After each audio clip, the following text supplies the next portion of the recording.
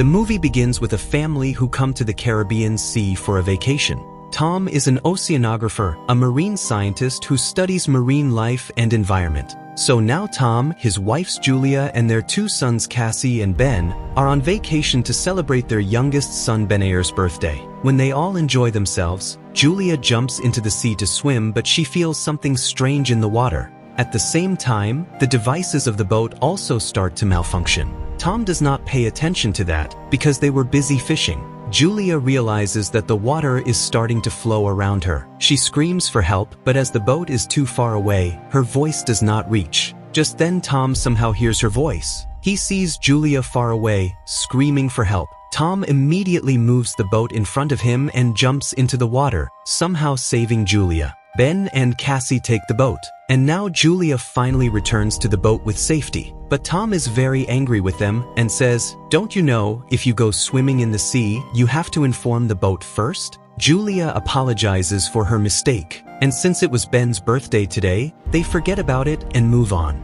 They don't even think about the fact that sea water never flows like this. In the meantime, they celebrate Ben's birthday at night, where they give many gifts to Ben and they click photos together. At that time, Cassie's boyfriend makes a video call to him. Cassie says, "We are enjoying a lot in the boat." But her boyfriend says, "You should return to the seashore as soon as possible, because cyclones are forming all over the world at the same time, and scientists don't know about this cyclone." Cassie is worried about how the world's weather can change together. This is never possible.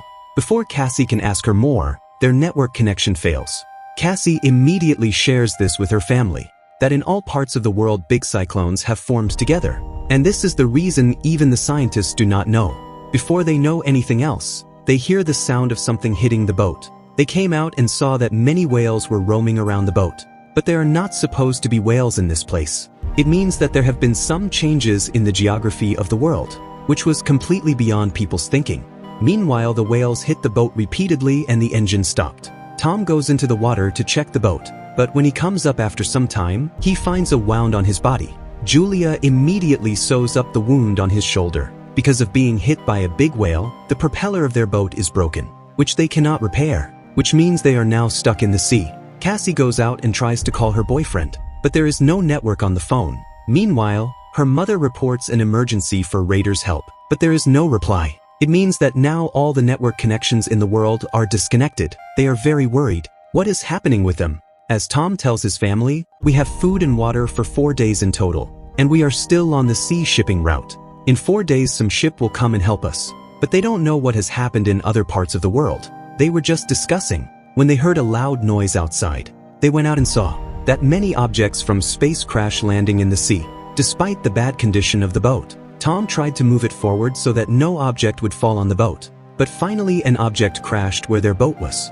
As a result, the engine of the boat is completely destroyed. It is not possible to repair it anymore. Tom goes out and realizes that the objects falling from space were actually satellites, due to which their network connection is disconnected. But they do not know why the satellites fall down. At that time, a terrible tsunami came into the sea. Tom takes his family to the boat's safety room and asks them to put on life jackets, so that if the boat sinks for some reason, they can return alive.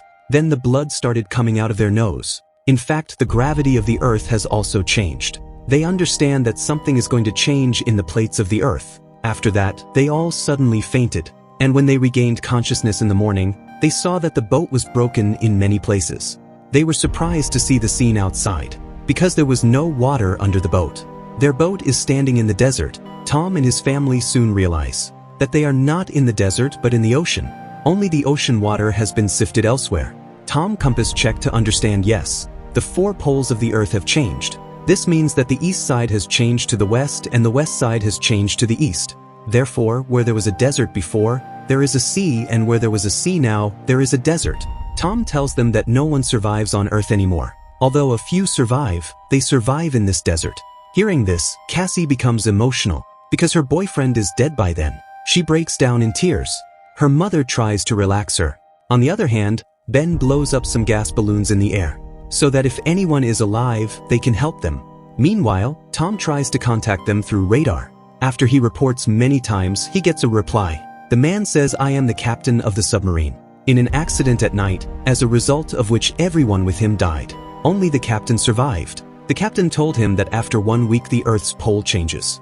All the water will return to the ocean in the form of a tsunami. That's why you must as soon as possible move to higher ground or you will die here. Hearing this, Tom requests him to let them stay in the submarine. The captain says that there is only room for 3 people. So Tom decides to send his sons to the submarine, and instead asks the captain to give them all their food and water. Hearing this, the captain agrees, and tells Tom the location of his submarine. Tom tells Julia that it will take at least 2 days to get there, leaving the submarine boys behind, and we will have to go to a higher place. Maybe we will die there but our sons will live.